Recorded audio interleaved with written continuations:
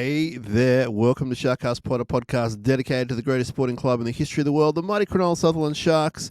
This short, sharp show is not short, sharp at all, because tonight it is catching up with Kieran over coffee about Cronulla. There's no coffee because it's late at night, because we couldn't do the morning. This is the worst intro ever, but we can't go back. We can never go back. SharkCast Pod brought to you by Dyson Logistics, the Royal Motor Yacht Club in Port Hacking, and Jason Hawes of Crips and Crips Real Estate. My name is Sam Shinazzi, an OG from 2015, supporting the greatest team in the world for a lot longer than that. And with me on the other end, as you can see if you're watching, if you can't see, I will give you a good intro. His name is Kieran Fraser. He's a legendary legend. He's a good mate of mine.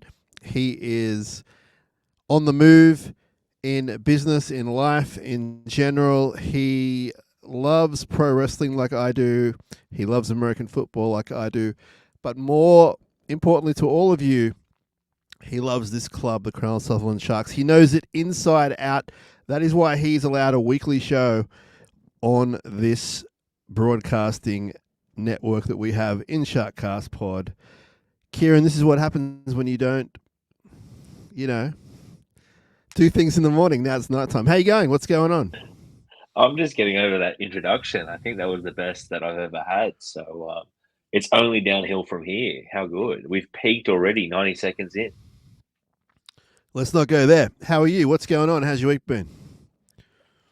Busy week, in between moves, going from Cronulla back to Caringbah South at the moment. So going through that whole process. Have been debating with you why Caringbah South exists outside of Caringbah. Why is it? Why are we just not all Caringbah? If you're going to make Caringbah South, just call it something different, like you've done with Lily Pilly? I don't understand it. You've got Port Hacking, Doolan's Bay as well. Like Dolan's none of Bay. this makes any sense. Dolan's Bay. There you go. There's Burraneer. There's Baronier, but here's my thing to you, right? So everybody knows where South Cronulla is if you're from the area, right? So South Cronulla is where the RSL is, right? Mm-hmm. Then there's North Cronulla, which is right along the boardwalk where Northies is. Sure. Where's Cronulla? Because if you look at Cronulla on the map, it's at Allura. So the naming conventions here do not make any sense. But hey, we've got a good football team. I was going to say it's Sometimes. the mall. Cronulla is the mall. Yeah, well, there's no Cronulla Beach then. Well, because when you think Cronulla Beach, where do you think? You think North Cronulla, right? No, I think... Well, yeah, if you say the words Cronulla Beach, maybe, yeah. I was going to say I think of Wander and Allura as Cronulla, but I know what you're trying to say, and yeah, probably North Cronulla. But to outsiders, they all think of where the RSL is. They think that is Cronulla Beach, right? So I don't understand how the Shire has built it up to how it Cronulla has. Is a big area, dude. Like there's Shelley and all the way that way. There's Green Hills and all the way that way. Exactly. So maybe Cronulla is the overarching name, and maybe I should know this because I live here and support the Sharks, but maybe it's the overarching name for the whole thing, but that's Bait Bay, right? Let's move on. Let's move on. 44-0, Kieran. What you need to worry about Cronulla is their second biggest away win of all time and biggest win in Queensland, 44-0. Unbelievable scenes up there on Friday night. The early game, a bit of tinkering with the team, as we know. Cam McInnes named at hooker but played halfback. Blake Brayley named at halfback but played hooker. We saw Teague Wilton out late with Talakai coming in. Jack Williams locked the scrum. The bench was Hunt, Beryl, Tall Tom Hazelton, and Billy Burns made his comeback, which was awesome. And this team just dominated. And Kieran, I think there are things we need to tell this club. We need to tell them that they can't do things. When we tell them they can't do things, they go and do it really well. People, not on this show, but people in general said we were outsiders to win that game, and for good reason, of course. And on this show, we said it's going to be a struggle. We'll get the job done, but we thought it would be a struggle. But they just love having their backs to the wall. I loved the effort by the coach. But to further that, the players themselves just bought in and played an amazing game. All 17 guys were unbelievable. And I love that game, the power game they're playing. Like, when Nico's back in 3 weeks, we're playing the power. Just play the power game. That'll probably get you to a grand final. We're going hard early, and I love it. Like, let's bring back the Kieran, grand final talk. No team on that night would have beaten us. Penrith would not have beaten us on Friday night. I don't know about Penrith because Penrith scared the hell out of me, but the way they performed in that first half, and again, they've done that exact same style they've done to the Storm earlier in the year. The whole game, they were good, man. Yeah, absolutely. But that first half especially, right, they really set that platform and they really got off that great start. Yes. And I think before the start of the game, they had said the Sharks have only led at halftime 4 times all season, right? 1 or 4. So they exactly. And then they've gone out in that first half, and it was like 30-0 at halftime. And like that was such a dominant statement. And I had my concerns about that game. We spoke about it on the show. I was very concerned because the Titans have a lot of points in them, and we kept saying we were concerned about the points that the Titans scored, and we were worried if the Sharks could score points. And you sort of said, I think you said they've got to complete at 90% or so. And I remember thinking at the time, I don't see the Sharks having 90% completion in them. That's pretty much what they did in that first half, and they racked up that 30 points, right? And that really just laid the platform. It eliminated all the nerves, and life was good, and they were actually able to play a little bit more freer and have some fun out there. And it was one of the better performances of the season because, again, we were $2.55 outsiders in that game. And I don't say that because I like gambling or anything like that. I actually really don't like it. But that was not a game the Sharks were supposed to win. And now the critics will come back and say, oh, it was only the Titans. No big deal. But there was a reality to that win without the starting halves and Ronaldo and a couple of other factors. I thought that was going to be a very hard game for them to win, and they put it together. A great performance. Yeah, we said 85 to 90% completions, and they finished, I think, at 86. So crazy. That's what they needed. That's what they did. And if they do that against any team, I'm confident they'll win, no matter who it is, no matter what the occasion. It's not necessarily easy to do that every week, but obviously they have the ability to do it. They looked like a team that had no pressure on them at all, no stress. They just went out and played a very simple game, and every man stepped up. The halves were great, whatever you want to call the halves, but the halves were great. Atkinson kicking everything in general play, and also conversions. Missed one conversion. I thought the back five were awesome. I thought Iro and Stone Street really kind of threw down their dice and went, you know what? Stone Street looked legit, didn't he? Yeah. He looked like a proper first grader. Iro's setup of Stone Street's second try was really beautiful. And they weren't alone. I mean, I thought Britton Nickera had a really strong game. Like, not career best, but just a really strong game. He was involved in everything. He was fired up. And I thought the best guy out there was Jack Williams. He ran for almost 200 meters. Yeah. And I don't know what else he needs to do to get the deal done.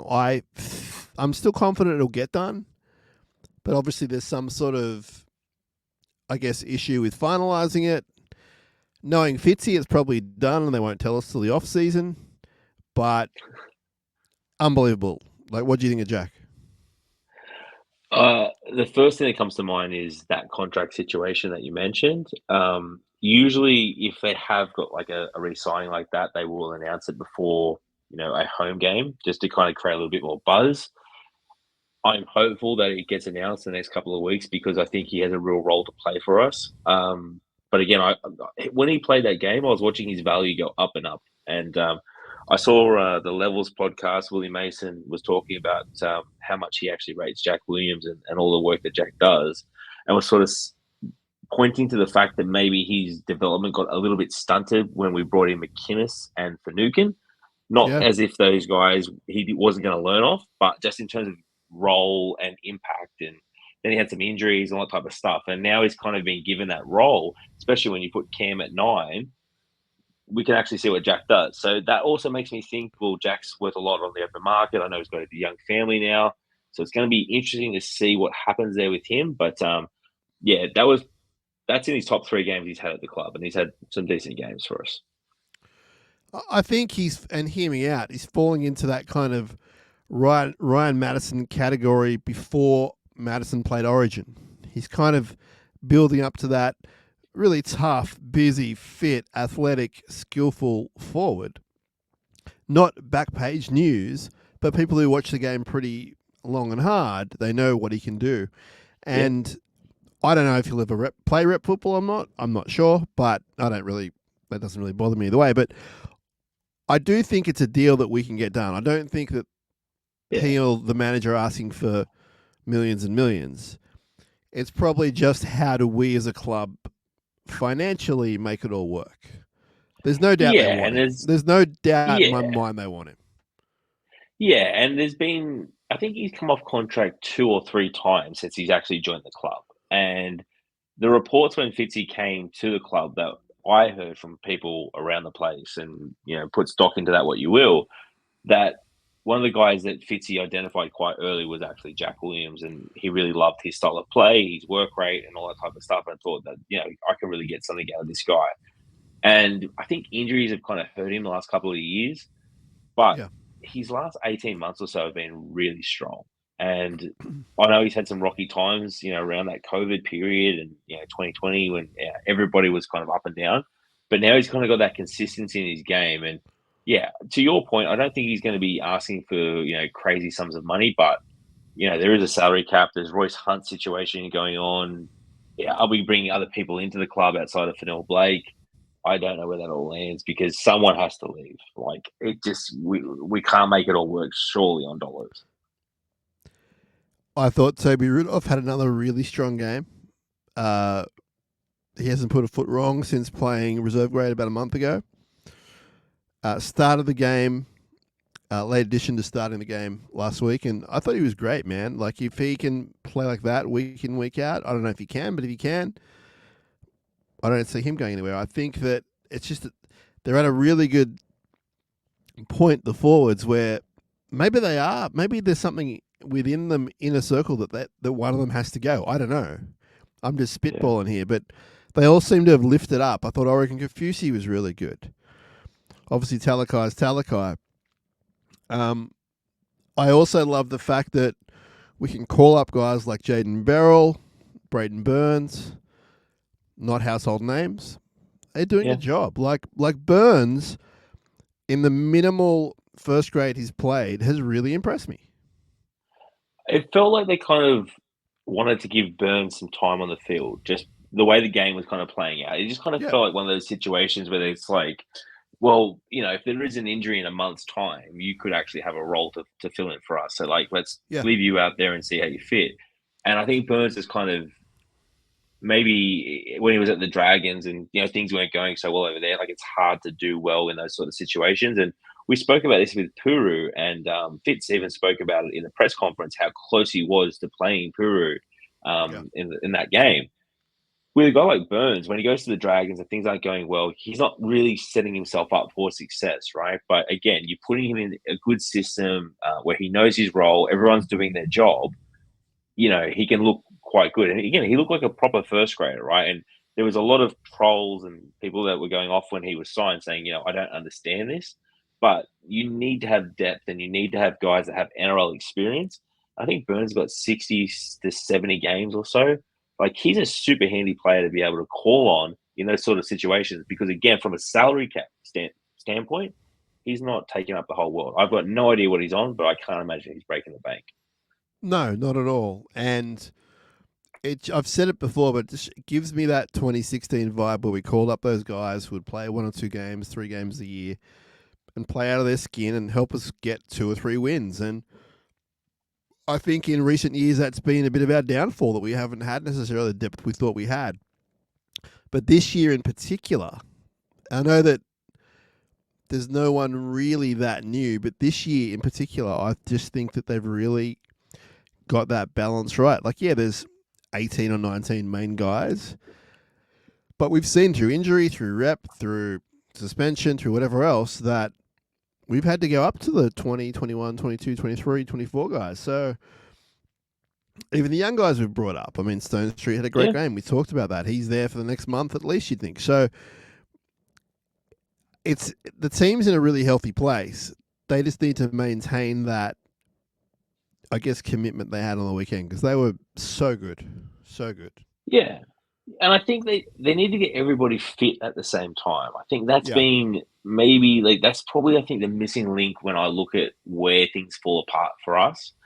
I keep going back to, we need Toby and Hamlin-Uele playing together, like setting that momentum, because that changes everything in our depth chart. And guys like Tooks have been absolutely amazing for us this season. Hazleton's been, really good. He's played a lot more than we expected of him. But we need to get everybody fit and on the same page, because, again, you add in Ronaldo to that team, you add in Nico to that team, you add in the Hamlin-Uele to that team, and, there's a few others. But once you actually get that proper 17 on the actual field, we have nobody that is not expected to not come back at this moment that would be in that normal 17, right? There are guys like Dykes who, are out for the season, but he's probably not in that 1 to 17, if we were to name that right now, right? He has to work his way into that. And I look at it and I go, we're getting Nico back. We're getting Hamlin-Uele back. So if everyone can get fit, then I will start to believe. My one concern right now is just not having that consistency and that 17 together enough. The depth is great and the guys are stepping up, but if we're to do anything in September, we need everybody on deck. Yeah, it looks like that might come to fruition. I mean, Nico is probably, I think he might be ready for the Manly game if they want to play him. I don't know if he'll be ready before that, but maybe he will be. But he's trending really well. And Hamlin-Uele, I haven't really got any insight into, but I think it's week to week. I don't think it's like a month or whatever. And Trindle and Teague Wilton, I think, are pretty minor. Like, I think they might play this week. So if they'll be at least named, I think. So I don't think we're too far off if they can all keep it together. But I mean, could you imagine Hamlin-Uele out there against the Titans? That would have been unbelievable. Yeah, and even guys like Tooks, right? Like, if we've got everybody fit and firing and fighting for positions, that bench that we've got with the size in the squad is actually really appealing to me. So Talakai was so good as a starter. Like, what does that do with the whole Wilton situation? I mean, I am a Teague fan, but I can see the value in. We spoke about this last week. I think Siffer needs to be on the field for as long as possible, because there was some things that Siffer did that you just looked at, and the way he would set up his center, like, it's unbelievable, right? So there's a few questions there I don't know the answer to, but again, everyone's going to be fit, everyone's going to be playing. And again, that style that we played with that directness, that monster forward pack, we've got to get back to that. And if Atkinson can keep kicking the way he's kicking in general play, maybe there's a case where he takes that 6 job off Trindle. I'm not sure. Maybe. I think he definitely belongs in that 17 some way, somehow. With the power game, I'm struggling to find a reason why it can't work, because I know I said play like that every week and you thought I was mucking around, but I'm quite serious. Like, the reason they did that is because, they played without their halves, yeah? Or without a halfback? Yeah. So obviously, try and make it more direct. And so McInnes plays as a middle rather than a halfback. I know it's kind of not how every other team does it, but it clearly has worked for them twice away from home against informed teams. I would really kind of just look to see what they can take out of it. Okay, don't play that for 80 minutes every week. Okay, sure. Yeah. But man, there's something really beautiful about how direct they played. Yeah. And it doesn't, like, the tries were still spectacular. It doesn't mean, like, you can't have fancy tries, but super impressive. Obviously, good kicking game, great forward pack going forward, so it does work that way. But I was so impressed. I was in a bit of disbelief at halftime, and I mean, Tell me about a few guys. Like, what did Royce Hunt do on the weekend? What did he do? He ran for 50 meters off the bench. So I mean, he wasn't even really required to be his Yeah. usual. That's how strong they were going. Jack Williams at lock. I mean, yeah, he's obviously not an edge player. We've seen him play on the edge. He's not that dominating. He's a middle. He's a middle forward. Off the bench works. Lock works. I dare say prop would work if needed. A Big Tuku played on the weekend for Newtown, so he's back fit. Yeah. And yeah, it's going pretty good. What would you do with Dan Atkinson if you had Hines and Trindle fit? Where would you put him? I'm kind of on the fence with this one because I look at Trindle and Hines, and there's been some glimpses, but I've never really seen that consistency where they've strung on a whole bunch of games and you go, that is a really, really good half pairing. When they've played together, we've won, but normally one is standing out a little bit more than the other, and it's not really like a kind of 50-50 split when I watch them. When Atkins plays in the halves, he's different because again, he's always that run threat. His kicking game is actually superb, but the way he kicks the ball just feels different to a way like a Trindle kicks the ball and even a Nico kicks the ball. And I can't explain it, but when you see it come off the boot, it just looks different. It feels way less structured, the kick. Like, I'm not saying it's not, and I'm not saying that it's some sort of weird version he's got, but his kick, and hear me out, people, it looks, out of the three of them, he looks like the most natural kicker. The other two look like they've gone to kicking school and they've done really well. Atkinson looks like he was just born to kick. Well, and you say that, and I know exactly what you're saying because it's the way the ball leaves the foot. But it might be something about the motion that he does it in that doesn't look as natural as, to me, Trindle or Nico when they're kicking it. But the results when it comes right off the boot looks worlds apart to those other two, right? So that's where I look at you and I go, yeah, that makes more sense to me, but I can't explain it. And also his short kicking game is good too. And he's the perfect 18th man, and with the way our squad is set up, I think you're going to go a 4-man like middle rotation. You're not going to carry that. I mean, you got Sipper who could potentially carry both roles, so he's going to be there. I don't think we would have a half hooker, fullback, jack of all trades on the bench there, just because again we have so much size.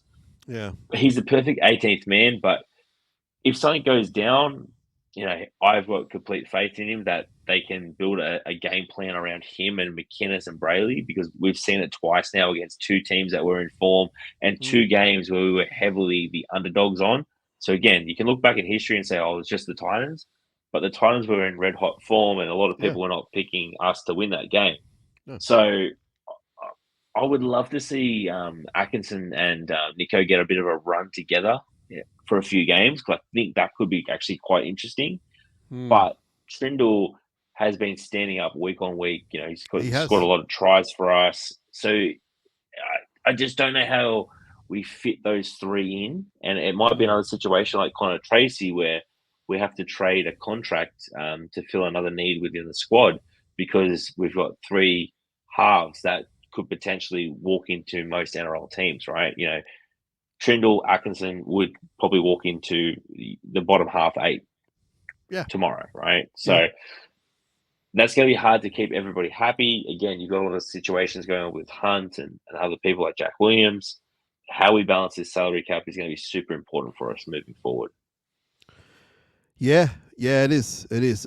Great win by the Sharks, 44-0, and we'll put a little bow on that one, but a lot of Sharks fans up there as well, Kieran. I noted it, and then we had a lot of mail from people who went to the game, and the vibe was it was kind of at least 50-50. So the Queensland connection up there is strong. We know that, and the boys obviously love travelling up there and putting on a show, and big wins at Suncorp, at Robina, in games they weren't expected to win. It continues the trend of a weird season. one of the weirder ones in a long time. And it's probably just going to get weirder from here on in. We have the Knights this week, which is exciting. 3 grades down at Shark Park. If you haven't got a ticket, you better snap one up this second because it will sell out Sunday afternoon. You're the weatherman. What's it going to be like on Sunday? Do you know? I think it's overcast and rainy. I think I saw Oh, something today that said for like the next 7 days it's going to be raining. I'm just pulling up my really? phone now. It's going to be a 45% chance of rain with a low of 13 and a high of 18. So Low of 13. classic That's not too Sunday. bad. Well, but again, this is our first Sunday game of the year, and it's crappy weather. This is not fair. Is it really the first Sunday game of the year? The first one I can remember, but maybe I've been to one. Asterix. Well, either way, it's going to be an awesome event. So get down and get a ticket and get down there. I believe it's members round, Kieran. So There you go. special treats for members and that kind of thing. So it'll be good fun. 3 grades, the high-flying Flag, the even higher-flying NRLW, and then the very well-travelled, going pretty good NRL team. It's a 4 o'clock kickoff, yeah? Yep. Yeah. NRLW, another great win. Kieran on the weekend. Again, underdogs, adversity, lots They of came back. injuries, I that watched kind of it. stuff. Terrible first half, great second half. Yeah. And above all, they're showing a lot of heart. And you're obsessed with salary cap and player lists. NRLW is even crazier because it's a 9-week comp, the budget's smaller, the talent pool's smaller, and they've already got their star fullback out for the year. They've been missing their 5'8", who hopefully is back this week. So a lot of adversity there, but they're showing so much heart. That's the only way I can sort of describe it. And I was really just great to watch that second half. Great second half from the NRLW team. And they missed a couple of goals there as well. So the score could have been even, wider. But when I was watching that game and they were kind of down, I think it was 12-0 or something like that, I was just going, this is going to be tough to get yourself out of this situation. No calls were going their way. It was kind of like an uphill battle. But then they just went in classic Cronulla Sharks fashion, bang, bang, bang. And next thing you know, they were in the lead. And I don't think they even made a kick. It was one of those things where they just rocketed past the Raiders. So great to see. And I think Sunday's going to go off because I remember a triple header from last year. I think when they played the Raiders. Yes. It was pretty much – it was getting close to full before kickoff. And there's been a few times this year where that the crowd has really got there at the last minute. So hopefully this will be one of those days where it starts to pack out early. Yeah, I think so. Like they've hyped it up pretty well, and I mean the NRLW team can't do anything better. They're undefeated, so it's going to be a great game, and I think they have just a lot of class in certain positions. I mean, Brooke Anderson at lock, Quincy Dodd at hooker, Preston's great at half, Penatani in the centre who can play different positions is all time, and they help out the younger women who are 1 or 2 years into the top level.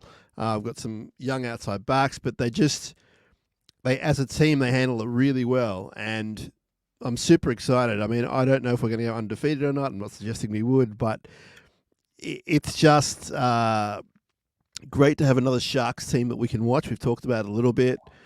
I don't think I have a preference either way, but I do love the separate game days from a fan point of view. I think it's great to have Sharks Friday night, Sharks Saturday day. Like, I love that. I'm sure I'll have a lot of fun. Triple header this week. It'd be great to watch them back to back, of course. It'll be great for the NRLW team to have a bigger crowd. But from a supporter point of view, if you're not on board, jump on board now because you've got a pretty good team, even though they will have a few injuries throughout the year. And just, really laying it down. Awesome stuff. Kieran, aside from the exciting game this week, what else is going on in Sharkland for you? What are you thinking about? What are you hoping for? What are you dreaming about? Are you looking at the run home? For me, I've been looking at the draw in the last few weeks, and the one thing that concerns me is the Bulldogs at fifth. They've found momentum, and momentum is such a powerful thing in this game. Um, we've got a much better for and against than the Bulldogs, Yep. and I think we're a game in hand, so we're Yes. we're a game above them in terms of wins. So even if we lost one, I think we'd have to lose it by like 64 points or something like that. Would have to be the differential between the two of us. I think. If we don't muck up, it's essentially we're 2 games ahead, even though it's 2 points. Yeah. So when I look at the run home, there's 5 games left, and that's the one thing that concerns me because the Bulldogs have such a momentum at the moment. But again, the Bulldogs dropped 1 game, and I think that's kind of that challenge will be not there as long as we keep performing. Because again, I look at our draw and I expect us to go on a pretty good run. I don't know if we're going to be completely perfect on that run, but there's no reason why we shouldn't be, especially as we get troops back and we start to try and build for the end of the season. I just need to see from the Sharks fitness, and I need to see everybody on the same page and us put it together.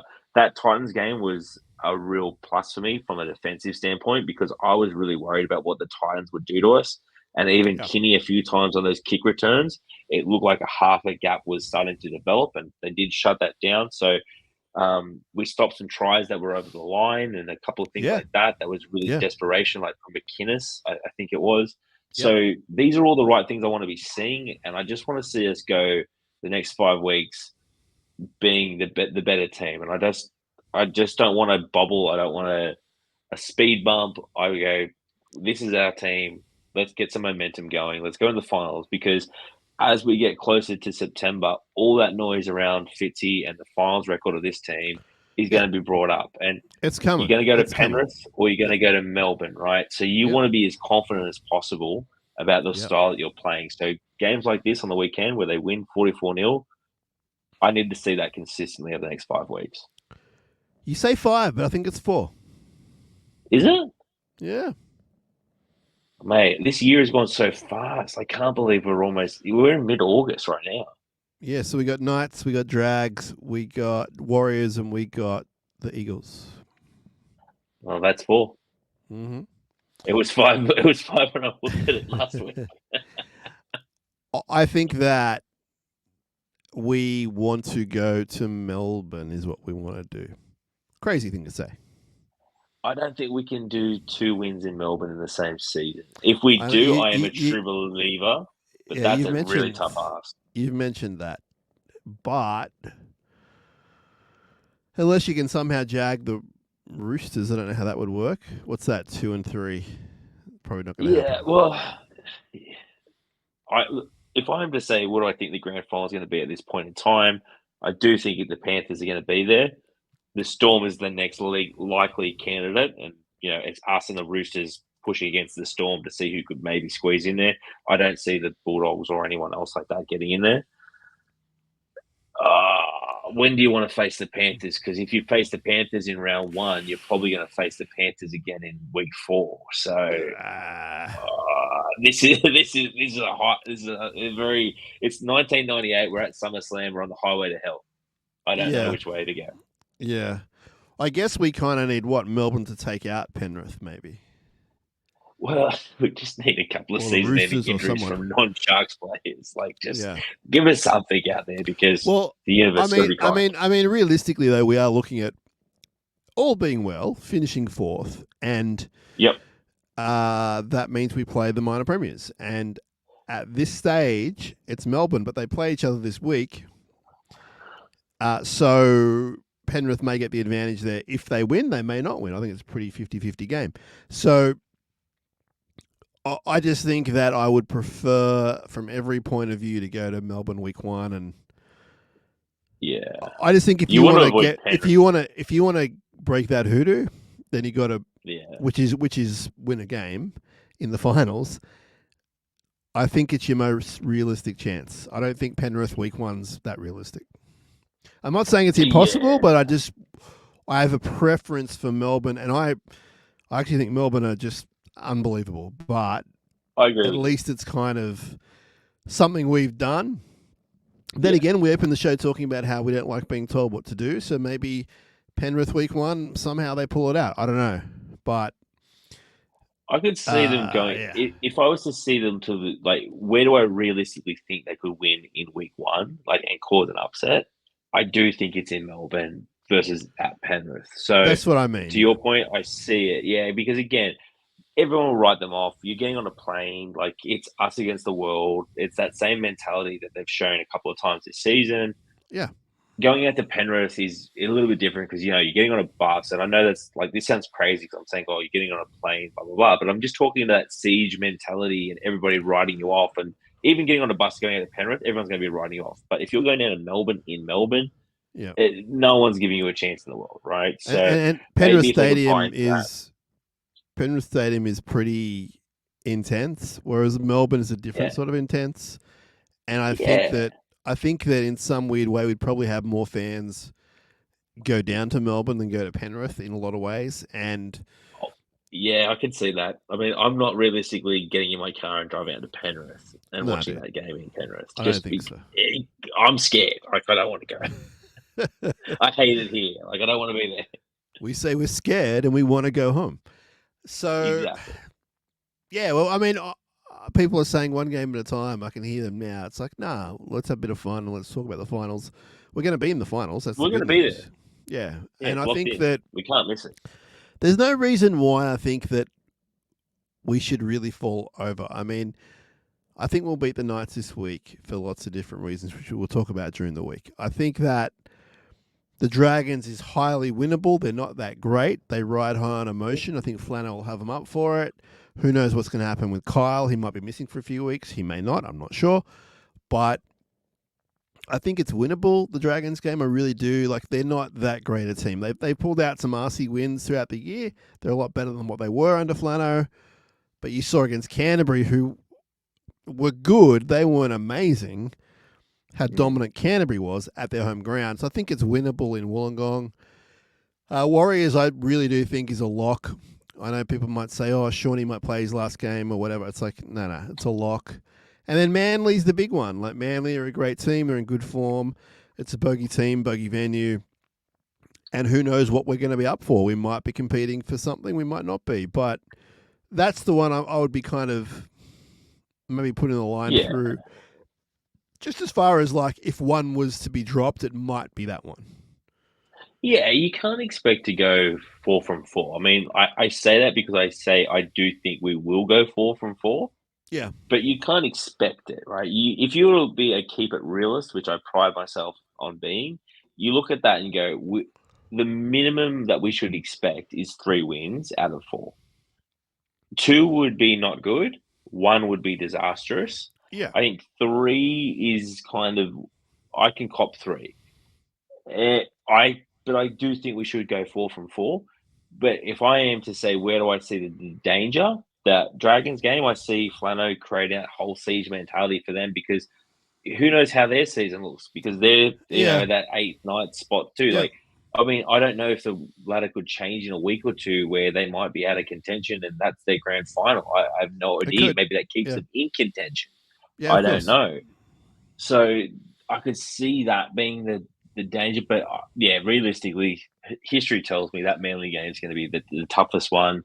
Again, I'm going to be there on the hill, so I can't wait for it. And I hope that we've already locked up the top 4 spot. It doesn't mean anything, and I can actually enjoy myself. But I don't see that being the case. It could be Puru time. It could be Beryl time. It could be Sam Healy time. Who knows what's going to happen? But at least we've won there in recent times. You know, under Fitz, we've won there. Had a good win or two there. So it's not really a place we fear. I just do obviously know the stats, and it's still our history least favorite place to go to. So even in 2016, yeah, did we lose there? Did we? I have this memory. It was a Monday night game that they played out there because I was living on the North Shore at the time, and I was gonna go, and it rained. Yeah. But now that I'm actually thinking about it, I think maybe we did break that hoodoo that year, so that's why we won the comp. But I have no memory of that at all. But I remember it was raining. It was a Monday night. Can I Google it while you keep I'll Google it right now. Because people like us to be authentic, which is what we also try and be on this show. Given we are walking, talking historians of the club, we don't know if they won or not. No. So round three it was, and they lost Okay. 22-12. It was a Monday night. The weather conditions were good. And Matt Parcell scored against us. There you go. So we went loss, win, loss to start I the year. don't have the ladder in front of me, So but yeah, this is round three. Cowboys, we lost Yeah, round Cowboys we one. lost. Was Dragons round two? Or was that later? I think from memory, Dragons was round two. I My don't have the chatty went ladder in nuts. front of me. Yeah, and I remember Luke Lewis did an amazing tackle there. And was it Val that scored that long range try, or Ben Barber, or one of them made the break and the other scored? I know, it was a long Good time ago, man. times. But then, yeah, the next week it all came crashing down in classic Cronulla style in the rain at Manly. So The world tells me to forget about Valentine Holmes, and all of a sudden I do. I can't tell you what he did. There are reports that he wants to stay up in Townsville now. well, Val can't make a decision. What a surprise. Well, I mean, I'd Hey, I rather him love stay Val. there than go to Cogra. Don't go to Cogra. He's kind of put the kibosh on Cogra. I kind of hope he just goes to the English Super League, and I can forget about my ex-lover because again, I love that guy, and he doesn't play for us anymore. He'll never be back at the Sharks, so I hope he goes and joins Ricky Latelli for. I don't know, where's Ricky Latelli playing? He's playing for someone I saw the other day. I I think think is he Salford. second. Is he second tier or first tier? No, he's actually having a great season. I was told because I actually met somebody through my work who is from England, and I think they follow Salford, where Mm. Adrian Lamb is the coach. And I was Oh, okay. googling the team while I was in the meeting, and I saw Ricky Latelli was playing for them, and I said, "Dude, you have Ricky Latelli. Like, do you know what he did for the Sharks? Like, he made the grand final winning tackle." And he said Ricky Latelli is absolutely killing it this season for them. He's like he Yeah, could be like the nice. buy of the season. So. Again, Right. I have no idea if that's true. You're probably going to get a ton of hate mail because I don't watch English Super League consistently. But you read the emails, not me. So I hope you We get enjoy a it. ton of hate mail anyway, man. People just love to not like. They love to not like. Do you remember when Ricky Latelli got good? That was so exciting. When he went from like whatever to good, it was like, man, you're a good player. I can pinpoint the exact game that it happened. So Ricky was, Roosters? he was good, like coming through, and then he had a couple of ups and downs, and like there was some fans that weren't all in on Ricky and all that type of stuff. Then he got dropped for Beale. And then I think it was the Dragons game. And actually, this came from my Facebook memories today from 8 years ago. So it must have been today, 8 years ago, that Ricky Latelli had his coming out party. I think he came off the bench that game and replaced like a HIA or something like that. And then he never lost his spot again in 2016. He was like the most dominant back that we had. He just was shot out of a cannon when he was taking the ball out, like from his own end. He was unbelievable in 2016. But yeah, Well, it started today. I think he was good before that. He might have had the ups and downs. I know he did. You're right, but he showed a lot of He had some glimpses up, before that. Yeah. but he created a block. I think from the 12th of August to grand final day. That Yeah. was a very high standard that is very hard to anybody to get to. Yeah. But that's not me knocking Ricky Latelli. That's me saying how great he was Yeah. in that period from August to grand final day because he was a different man. He was possessed with the ball. Like Yeah. he was unbelievable. It's so amazing that he was the one that made the tackle out of the 17 guys. Like, could have been Gallen. It could have been Fafita, double savior. It could have been Luke Lewis, Clive Churchill. It was Ricky Latelli, like forevermore. That guy's just such a good story. What was Corabetti thinking? Like I watched that. I can't tell you how many times I've watched that play, and I all know, the like, store why didn't players are he? Why standing didn't he there. just school him? Like, He took the tackle. I know. Like he just hit the ground. Like he didn't kick it. He didn't even look to pass it. He got the ball. He was like, all right, I'm going to quick play the ball. The siren went 40 seconds ago. It was the longest after the siren tackle in the history of sport.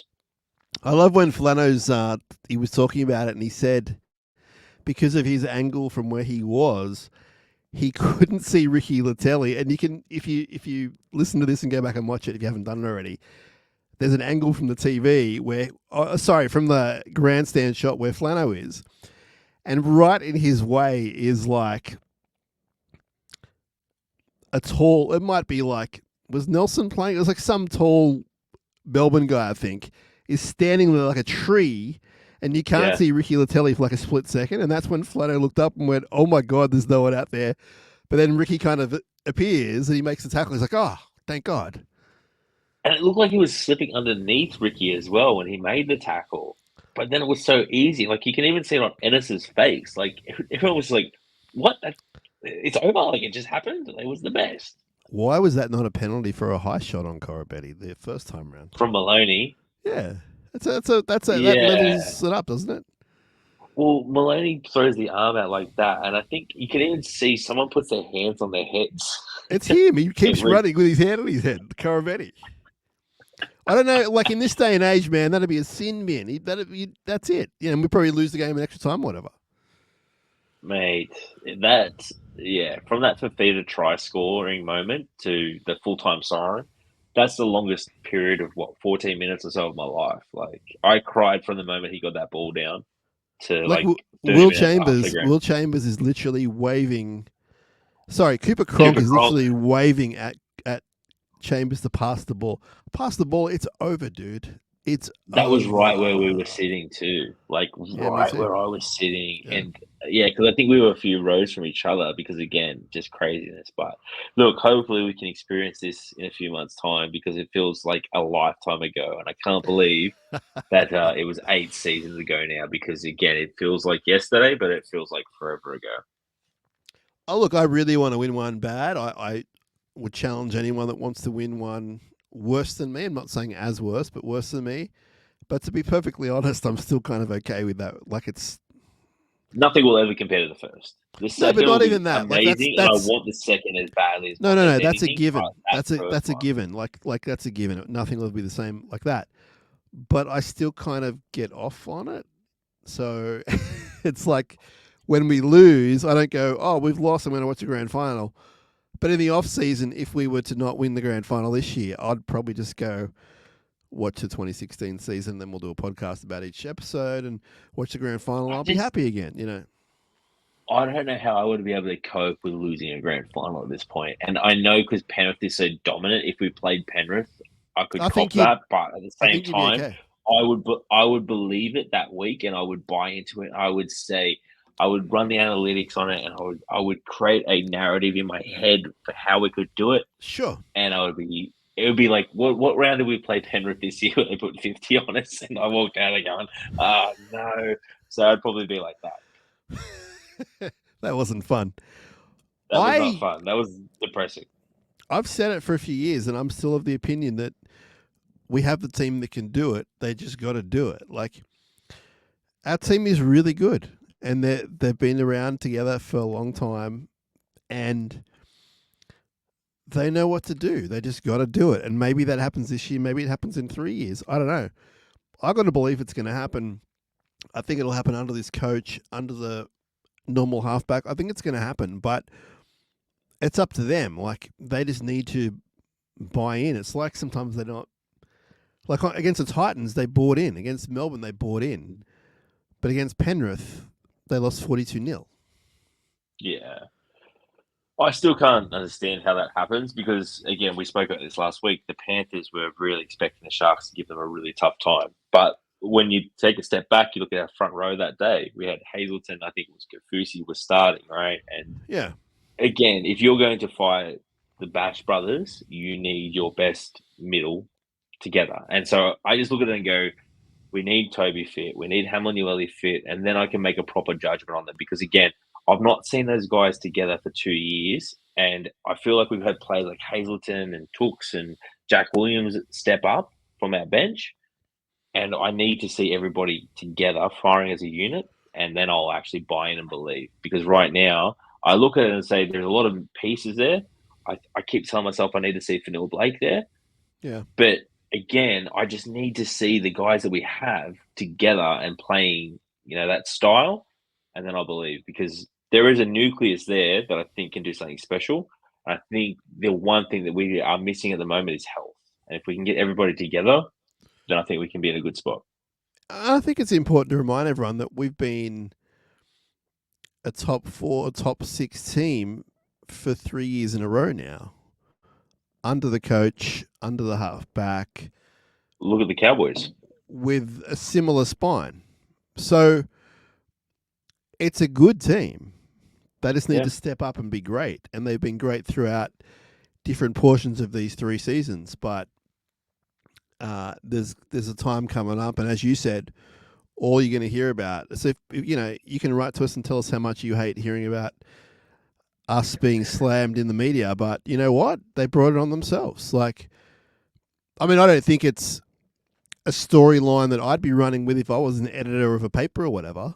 But anyone who thinks they shouldn't be writing it, well, we shouldn't be losing all these finals games. Did you hear Brandy talk about the Sharks Maybe, before I the don't game? know. I listen to him a lot. Yeah, I would have. Yeah, yeah. Well, basically, so what he was saying, I think somebody put the question out to James Graham and Brandy and sort of said, why don't the Sharks have respect, right? And people are talking about, oh, if the Bulldogs make the top 4, maybe the Bulldogs could knock off, the Storm or the Panthers. And they were kind of like, well, hang on a minute. Look at the Sharks and what they've done in the last couple of years.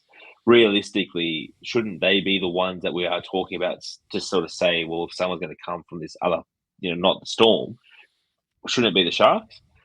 And Brandy basically said the Sharks haven't done it. And he doesn't respect them. And not so much in those words, but he sort of said they're not on that level of the other teams that are at the top end because they Yeah, haven't consistently put those teams away. And I think the more comments like that are in the media and the more noise that are coming around these things, sometimes the Sharks play with an attitude of like, I'm sick of hearing that noise. And they they do. put in Yeah, those performances like they did against the Titans. And you go, yeah, oh, okay, there's a bit of anger and a bit of, salt and vinegar in these guys where they're, agitated and they're aggressive. And when those big guys are aggressive, we look great. So I'm hoping that, all the noise keeps up and the guys respond in the right way because, again, maybe that's the missing ingredient to light the fire in guys like Toby because we even saw it when Toby scored that try. I think it was against the Cowboys in the finals, right, where he took yeah, it from 15 out or so and he just ran yeah, straight through the front door. yeah. And, when he can fire up like that, you got him going that hard, you got Hamlin-Ueli, you can build a platform on that. So, yeah, fingers crossed because, again, there is a really good nucleus here. Yeah, there is. And I mean, I know Brandy really well as a person, and people always say to me, "Oh, this guy doesn't like the Sharks. That guy doesn't like the Sharks." I have to believe he was saying, as far as a premiership threat on recent Yeah. form, and Yeah. you know when you're losing to West Tigers and Parramatta and whoever else we lost to, I Yeah. mean, why would you take us as a premiership threat? I mean, if And you've who else lost, is a premiership threat besides the Panthers? It's the Storm and maybe the Roosters. Like everybody yeah, else is in that same sort of category that we're in, outside of the Storm, I think.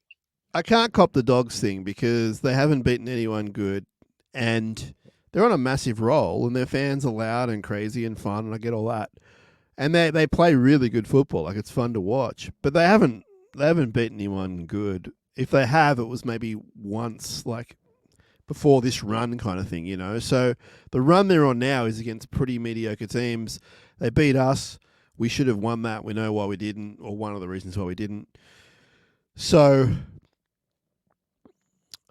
I can't cop them being a premiership threat and not us. All they've got is a louder fan base, I basically. agree. So, Yeah, I agree.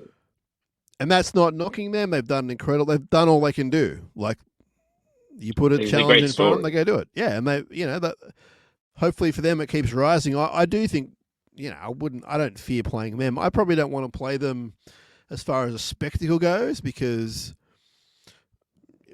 I just think that could be pretty intimidating from lots of points of view. But as far as the footy goes, I mean, I think that we can match, and we showed that we did. We yeah, we should have won that game, dude. Anyway, before we go, Kieran, is there any sort of activities you want to do before we get going? Before we say good night on this special Mm, nighttime episode? Mate, I've came up with 5 Sharks players for you to rank, 1 to Okay, 5, not knowing who is coming next. okay, I've changed the criteria this week just to mix it up a okay, little bit. I okay. thought let's go with some long-serving players. So we'll go the 150 games to under 200. So Oh, minimum okay. 150 up to 200. So these are guys that have had a decent career at the Sharks. They played for many years for the Sharks. You especially have watched these guys in and out intimately. you're Yeah. going to do the perfect 5 list. So do you want to just explain in 10 seconds what that means for people who didn't see it last time? So basically, I'm going to give Sam 5 players. He's not going to know the order of the players, and he needs to rank these 1 to 5. And however he sees fit, he could create his own criteria. He could go on favorite players, who he thinks was the better player, maybe looks, shoe size, uh, whatever he wants to come up with. He can create his own 5, but he's not going to know any of the 5 that I'm going to give him. But again, they will have played at least 150 games for the Sharks, but no more than 200. Okay. So, number 1, I'm going to hit you with Chad Townsend. The Chad. I like the Chad. So, Chaddy played for the Sharks for how many games did he play for the Sharks? Oh, no. I have to disqualify Chad. Well, He you want only to played change your 146 criteria. for the Sharks. Do you want to change your Well, criteria okay, to 146? over 100. Over 100. 146. He's the lowest one that I've got. 146, 200. Chad Townsend. Great competitor, great clubman, great fella, entrepreneur, play with a lot of heart. 1 to 5. I'm going to put the Chad, premiership winning halfback, only local junior in a premiership winning team. Exactly. Always very kind to this show, I've got to say. Chad Townsend. I don't want to keep you up all night. I'm going to put Chad Townsend as far as a Sharks footballer. 1 to 5. 1 being the best. I'm going to put him at 4. At 4. Okay, there's no right, there's no wrong. Again, I could be giving you these orders to try and play games with you, but that's not the type of person that I am. I No, apologize to Chad. I thought he hit 150. I did. I've it's actually okay. Well, changed. Yeah, the criteria that I came up with is 5 was 100 and under 200. It wasn't 150. So I've just looked at my next player.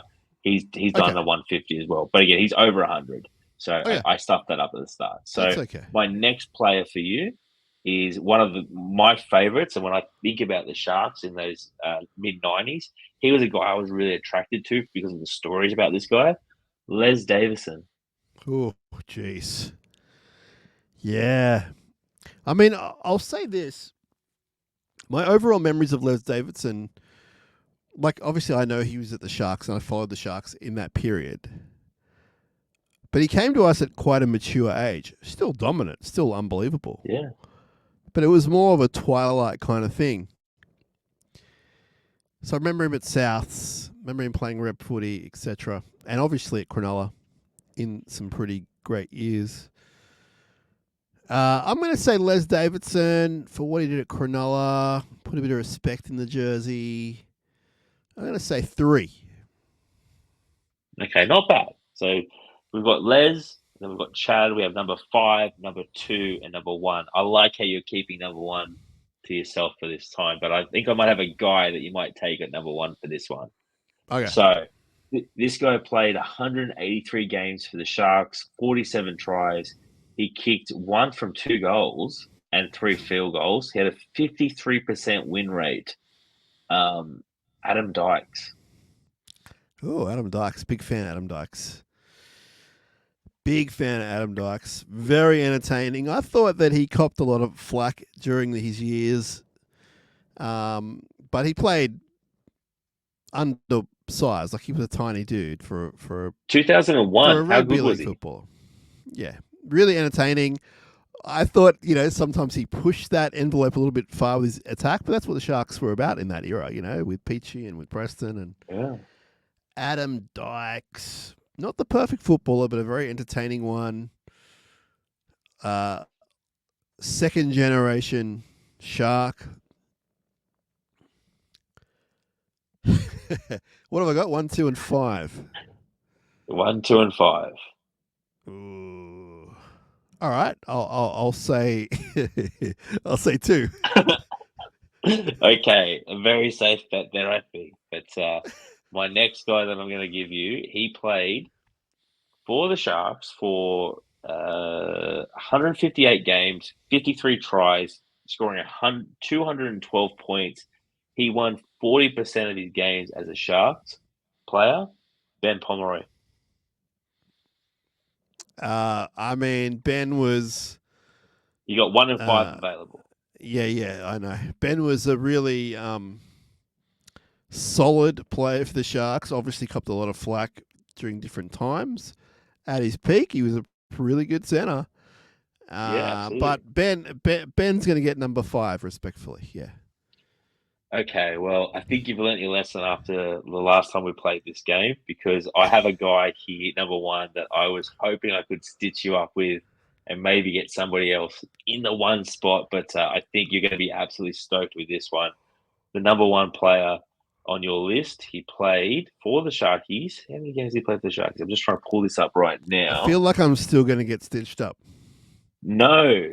So he played 180 games for the Sharks. He scored 12 tries, 1 field goal, 43 points. He had a 51% win rate for the Sharks. He won 90 games.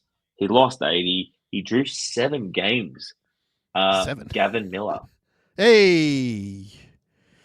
There you go. So I thought there was a chance I could maybe get you to put somebody else there at number 1 if I structured the list right. But you learnt your lesson from last week. I did. I'd be pretty annoyed if Gav was anywhere below number 1. Some days he's my number 1 Shark of all time. So what an absolute warrior. And we love him on SharkCast. He's been on the show and he's been at some functions. He's a great man. And one of the best footballers I've ever seen. And, you know, I used to watch like tape of him probably when I started getting really serious about footy from an analytical point of view. So probably in my, I don't know, early 20s or whatever. So he'd been retired for a decade at least. And watching his tapes, man, just absolute masterclass in ball playing. Matty Johns brings it up probably 4 times in his show. He says Gavin Miller's the best ball playing forward ever. And it's true. Like, he just pioneered this thing. He kind of was like a more mobile, back rowing version of Arthur Beetson with that skill. Like, tough as nails, but could do it all. Good kicker of the ball. He was basically a half in a bigger body. Like, that's what he was. And, man, he copped a beating. We all know that, but he really copped a beating. Like just, it was in the day when you could, hit the kicker late, especially and running to the line. You've never seen a guy run the line more. And he was kicking. He was running to the line and getting bashed a lot. Just in this day and age. Rower. Yeah. So was he like an edge? So again, like I was. His best years was when I was born, so I didn't really see him play. He played like a roaming lock basically. Okay. But he would play second row, play lock. He probably played in the halves, a little bit, but he basically was your best attacking weapon. So we had Barry Russell, who was Rothman's Medal Player of the Year. We had Michael Speechley. We had our friend Jonathan Docking. But Gavin Miller was running the show, and he was a back rower. He was like the premier player in the competition for a period there, right? Well, he won the Dally M back-to-back, or the Rothmans back-to-back, whichever it was. I mean, both. And, yes, he was the premier guy. Like, he captained New South Wales. They didn't go too well, but he played for Australia. Like, he did it all. And, like a lot of those stories that we don't like, he finished his stint at Cronulla in reserve grade. And it wasn't really because he was playing bad. It just was one of those things. But, yeah, bled for the club, literally. Played at other clubs, Wests, Roosters, went overseas for a while. When he came back from overseas, he was even, like, better than what he was before, and that's when he came to Cronulla. And, if anyone can just, go on YouTube and just have a look at his stuff, he's been one of my favourite players since I was a kid, and so pivotal in the 88-89 season that we bang on about a lot. But he was, like top 3 guys in the game. Like, they should have won a comp with him. Yeah.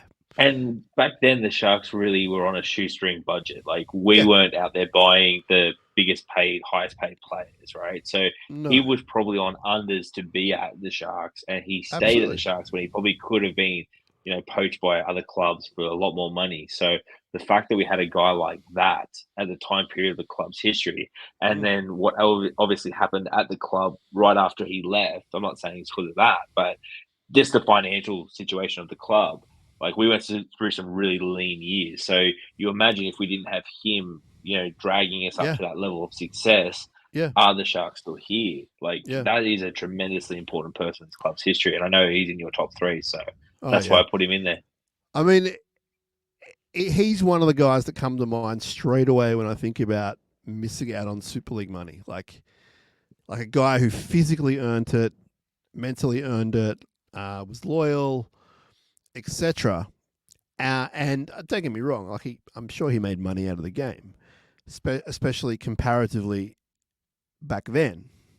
Yeah, But yeah, like he's a guy. He was probably 4 or 5 years off Super League, like by the time he was done. But yeah, if his career was later or whatever, if Super League was earlier, man, he would have made a lot of money, a lot of money. yeah. Just crazy. And again, I think that's such a cool player in Sharks history for the game.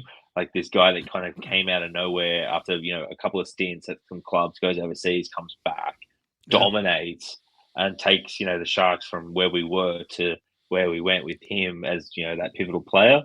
Um, I think that was just classic Sharks. But again, history repeated a few years later with Preston doing something similar to us, and then he was gone after a short period too. So yeah, it's nice to have these guys like Nico that actually stay with us now. So, yeah. fans can actually really attach themselves to a long period of time with these guys. But yeah, 183 games for the Sharks. So he was here for a while. I mean, I've told this story like 3 or 4 times on the show, but my grandfather used to take me to a lot of games, and we'd have a lot of fun. We'd sort of sit in the grandstand, which was different to how it is now, the ET stand. It was like the first version of it.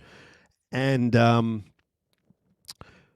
uh, we would go watch all three grades and have a great time. And I remember when Miller made his comeback, and it was to Cronulla from being overseas.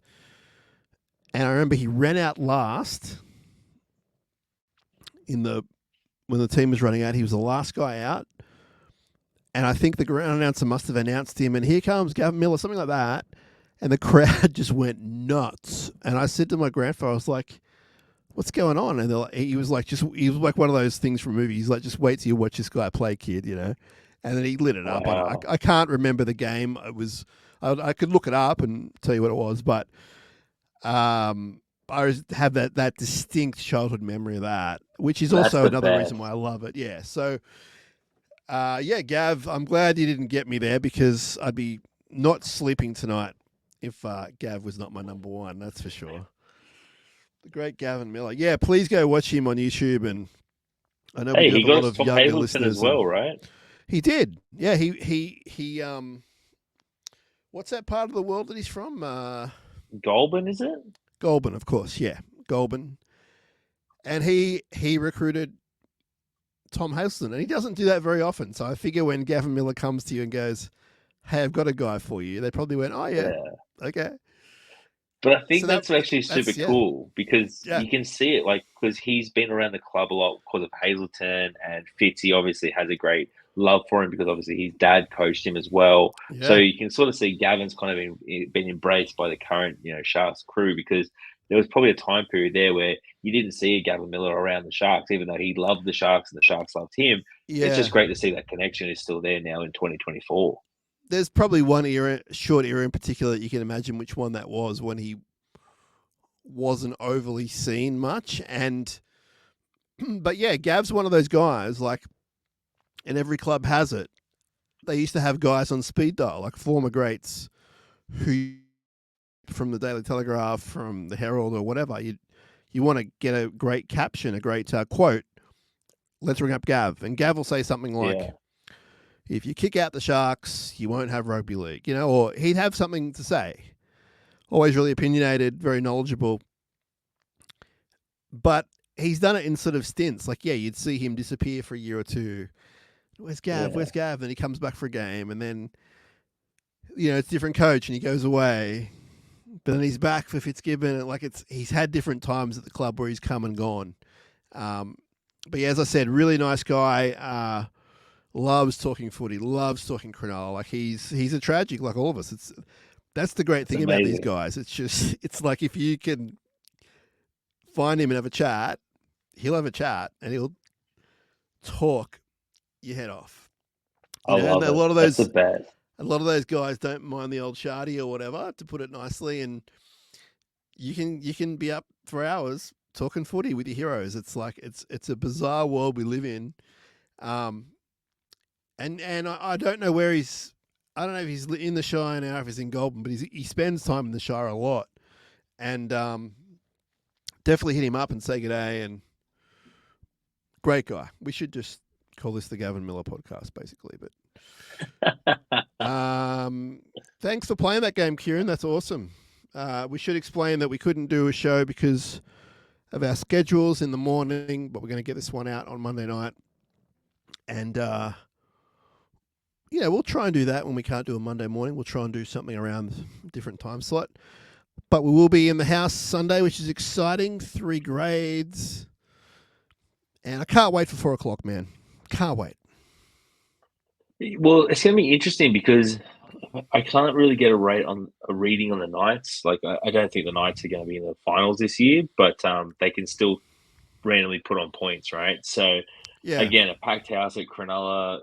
They should get the win. It should be a good Yeah. day of the football. We should have Yeah. fun. We should be laughing and carrying on Monday, talking about grand final tickets. So, fingers crossed that next time we speak on this platform, we won't be shaking our heads saying that was one of those days of the football that I don't want to talk about. So let's not have that. Let's have a great stress-free week. Yeah. Yeah, and I think it's a week to enjoy, coming home. There's only 2 more games at Cronulla. We're probably not going to get another one. That's crazy. At Shark Park in the finals. So, let's enjoy it. And it's Members Day, and there'll be a whole bunch of activities going on. And I do think we'll win, man. I've said it all year. I've said it for a few years. I don't fear this team. I mean, Ponga's pretty good. I don't think he's the messiah that everyone thinks he is, but I think he's pretty good. They've got some decent forwards. That new winger looks pretty good, but I just think it's not there for them. I think we have, even with our injuries, we have a lot of class in our team, providing they hold that pill. Hold the pill, you'd be sweet. Yeah, and again, a packed Shark Park. There's going to be 3 grades playing. The atmosphere should be really good. Yeah. The Sharks should get the job done here. There's no excuses if they don't, because again, we're starting to get there. Hopefully, Trindle's playing as well. If he's not, we've seen that they've got a game plan to how to deal with that. But I look at the 17 that we've got, and I think we should get the job done, especially at Shark Park on a Sunday. I just don't feel like we play a lot of Sunday games at these days.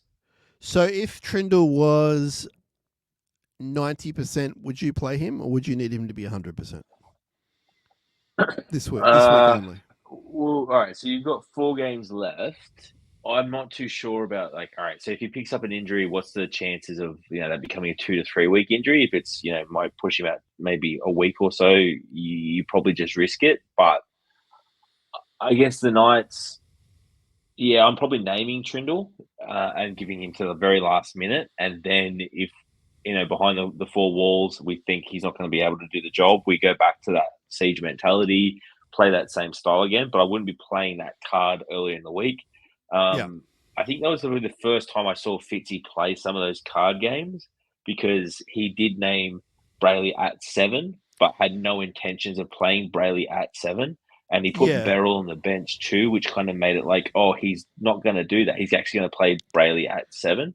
So the fact that he didn't name McInnes at 7 makes me think that maybe Fitzy might play another game. But again, he's been a little bit unpredictable this year because he's done things that we have not expected him to do, right? Like when the Euro situation came up, he went with Euro. When Stone Street had the opportunity early in the season to debut, he gave him the debut, whereas in the past, maybe he would have got Hiroti. So I'm not too sure with how that lands, but I probably would name Trindle and then just give him to the last minute and Uh, see how we go.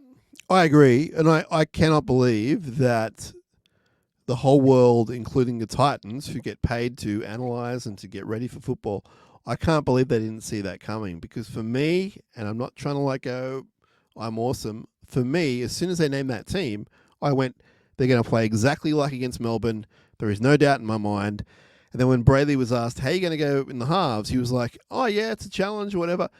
You're not playing in the halves, dude. You're going to do exactly what you did. You're going to defend in the halves and you're going to attack as the hooker. Yeah, and I said that before, like when they first named the team, and you said, "Oh, you think that they're going to do that." But then when when Beryl was on the bench, that's Yeah, what got me because I go, "That's different." And Beryl played a lot of minutes, and actually it yep, was another situation like Burns, where it was like, "All right, we've got a nice lead. Let's put some minutes into Beryl's legs and see how he goes out there." And he defended really well. I think he made like yeah, 24 tackles or so, right? So yeah.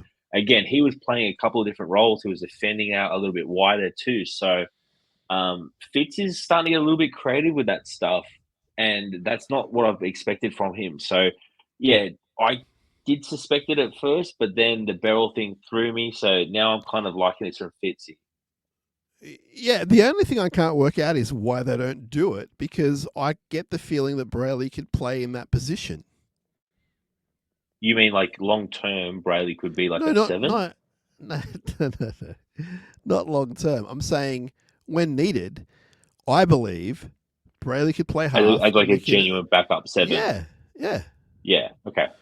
But Yeah, I I think mean he we saw definitely can because it glimpses of makes it. sense. There was a try in the first half.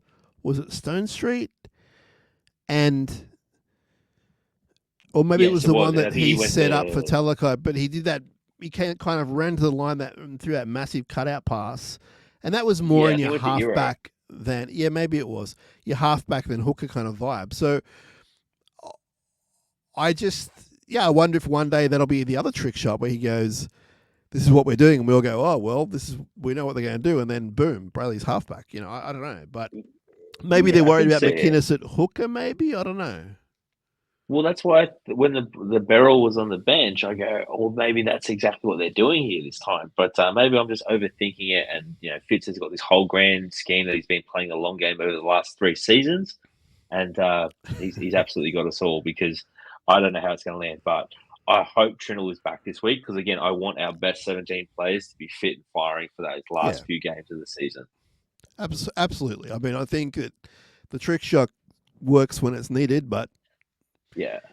if that was the better plan, then you do it every week. And at the moment, it's not. So let's hope they're all fit and ready to go. I'll let you get ready for bedtime, Kieran, because it's getting quite late. But I appreciate you jumping on.